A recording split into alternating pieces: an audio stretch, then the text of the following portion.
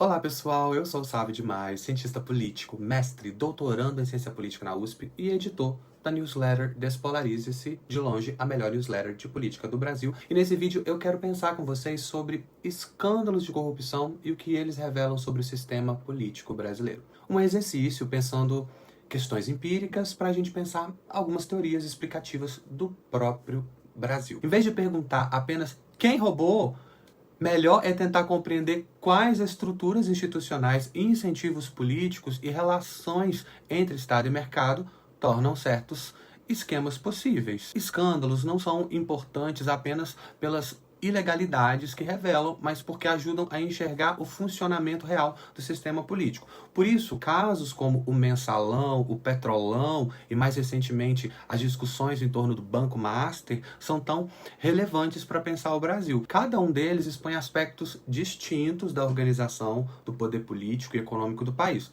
O Mensalão revelou os custos da construção de maioria parlamentar em um sistema altamente fragmentado. O Petrolão iluminou a relação controversa entre grandes empresas, partidos políticos e estatais. Já o caso mais recente do Banco Master recoloca uma questão clássica da formação brasileira: a proximidade entre elites econômicas, sistema financeiro e poder público. Mais do que episódios isolados, esses casos ajudam a discutir conceitos fundamentais da análise política brasileira, como presidencialismo de coalizão, patrimonialismo, capitalismo de laços, captura do Estado e judicialização da política. Durante muito tempo, uma das explicações mais influentes para os problemas do Estado brasileiro foi a ideia de patrimonialismo. O conceito aparece de maneira clássica na obra do sociólogo alemão Max Weber, especialmente em Economia e Sociedade, de 1922.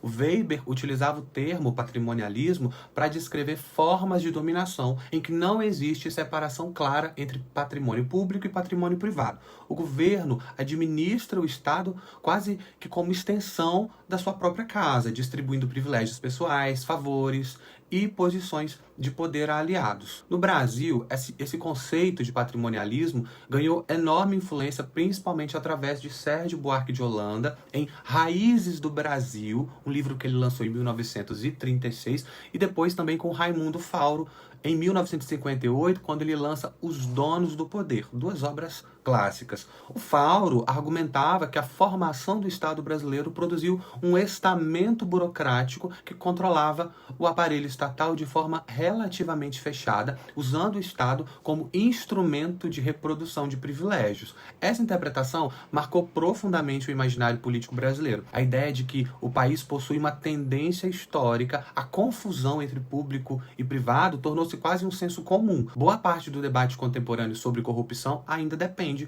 mesmo que indiretamente, dessa tradição interpretativa. O problema é que o conceito frequentemente passou a ser utilizado de forma simplificada e, digamos, moralizante. Em muitos casos, patrimonialismo virou apenas uma maneira sofisticada de dizer que o brasileiro é corrupto.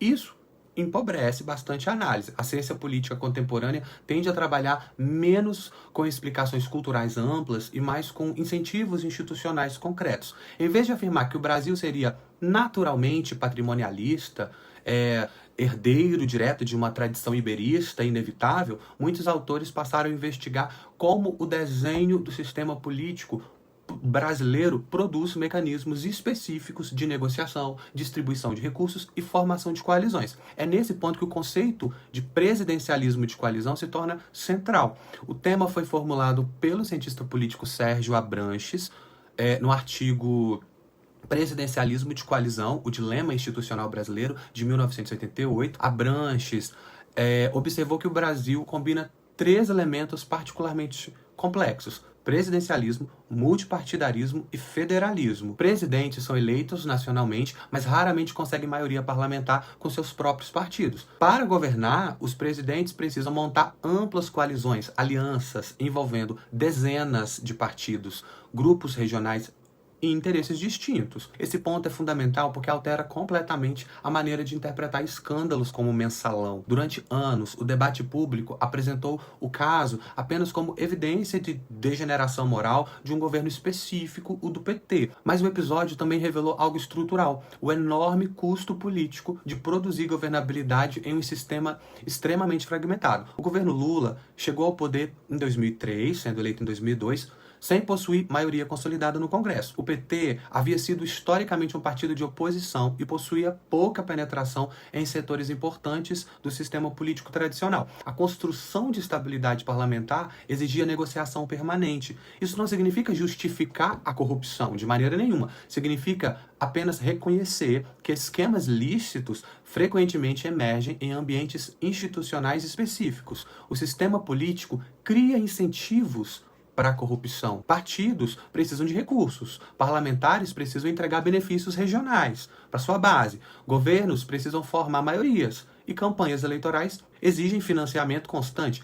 Boa parte da literatura posterior mostrou justamente isso. Corrupção não aparece apenas como desvio individual, mas como parte de mecanismos de coordenação política em sistemas altamente fragmentados como o brasileiro. Autores posteriores, como Fernando Limonge e Argelina Figueiredo, especialmente em Executivo e Legislativo na Nova Ordem Constitucional, um trabalho de 99 deles, demonstraram que o presidencialismo brasileiro era muito mais funcional do que parte da literatura imaginava.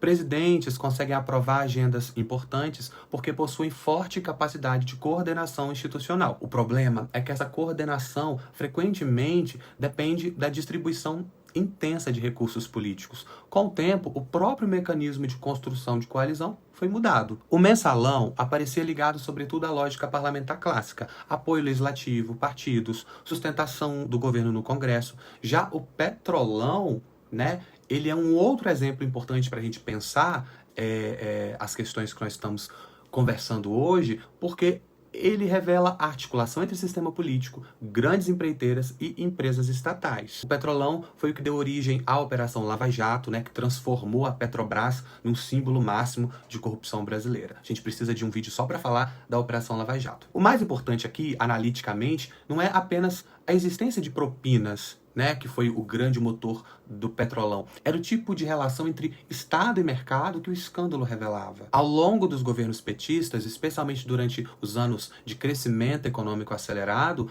se consolidou um modelo de forte protagonismo estatal no desenvolvimento econômico. Grandes empresas nacionais passaram a ocupar posição estratégica em projetos de infraestrutura, energia e expansão internacional. O BNDES ampliou enormemente sua capacidade de financiamento, empreiteiras brasileiras se internacionalizaram, estatais ganharam centralidade econômica e política.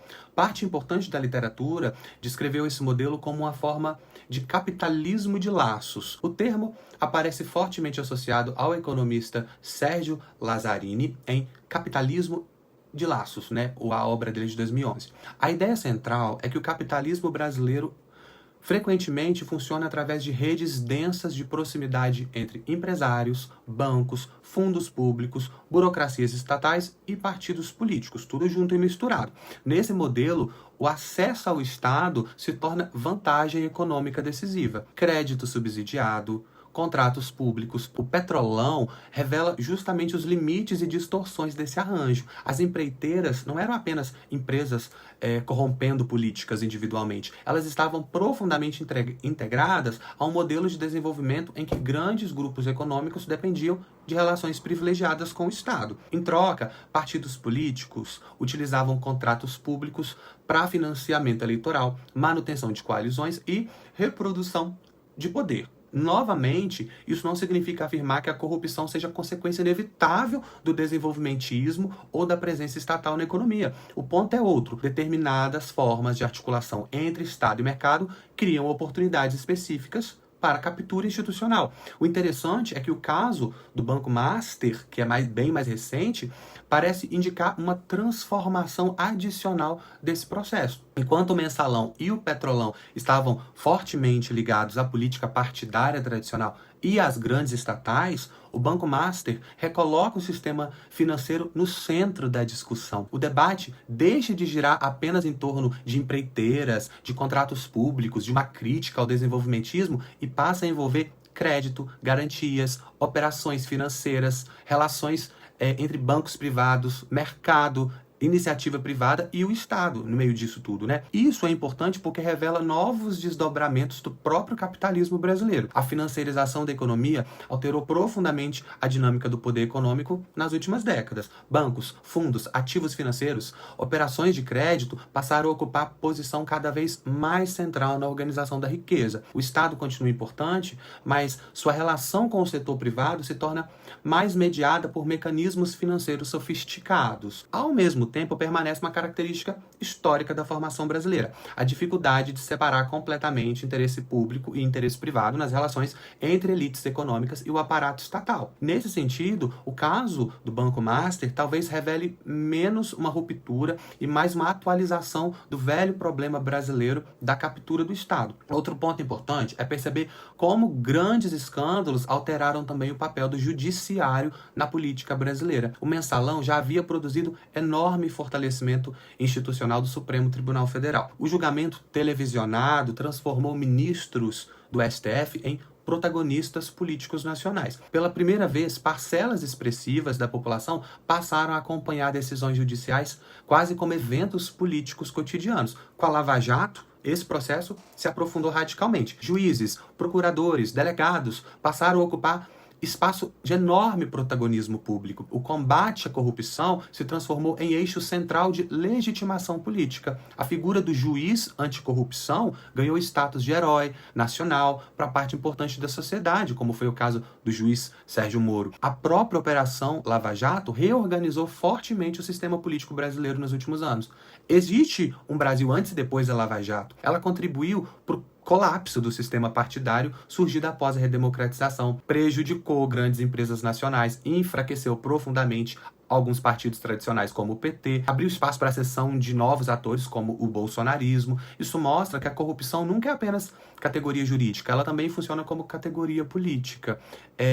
E uma coisa pode puxar a outra, com rumos imprevisíveis. Acusações de corrupção ajudam a construir inimigos públicos, produzir legitimidade moral e reorganizar disputas de poder. Em diferentes momentos, a linguagem anticorrupção foi utilizada contra o PT, contra o Centrão, contra partidos tradicionais, contra o bolsonarismo e até contra o próprio STF. O combate à corrupção se tornou uma das principais formas de disputa pela legitimidade democrática no Brasil. Talvez justamente por isso o tema apareça de forma tão intensa em períodos eleitorais. Escândalos não apenas informam o eleitorado, eles ajudam a definir quem representa o povo honesto e quem representa o sistema corrupto.